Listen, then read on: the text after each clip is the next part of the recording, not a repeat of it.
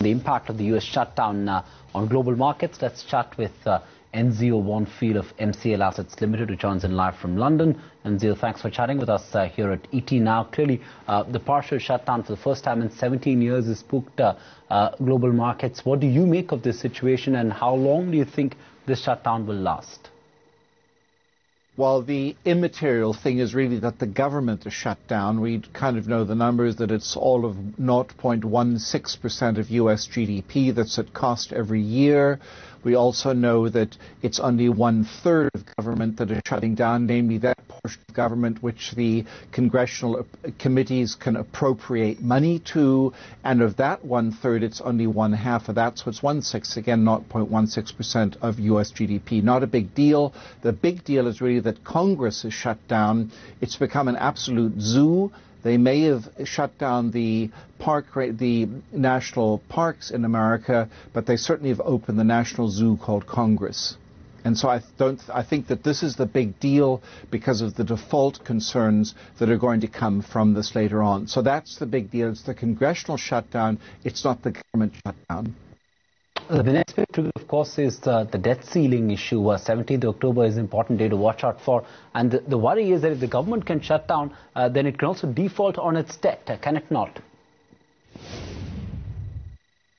Oh, yes. And the Americans have already shown us how much they rate the foreigner by their antics in the Middle East. It doesn't matter what they do. They can just kind of do what they wish.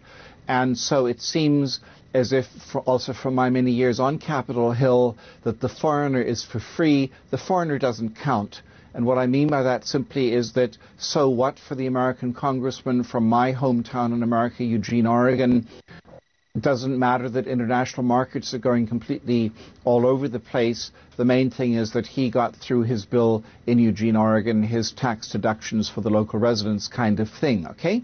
So I really think that it's the default concern that is going to, and that's going to be a result of the congressional pie-in-the-sky castle-building fiefdoms, where they don't care about the national good. They never have. It's really about the next election, getting re-elected. All politics are domestic. Right, and many believe that the developments in Washington and the political crisis in Italy presents an opportunity for emerging markets as well. Do you see fund flows to EMs strengthen in the near term? Not off the back of what I've just suggested. This is, of course, only a view. What I do see happening is that you will find with a rickety, not rocketing, but with a very rickety, brittle stock market going forward, one that is much more brittle than when we had those sequestration talks in 2011, and of course that fiscal cliff stuff that some people may remember. I don't think that emerging markets are going to be the place of choice. There is no such thing as decoupling. Where America goes, the rest of the world follows, full stop, in terms of America's stock market, which is fabulously big, and it's the biggest girl on the block. So don't go emerging market stocks, don't go emerging markets currencies, just stick with the tried and the true.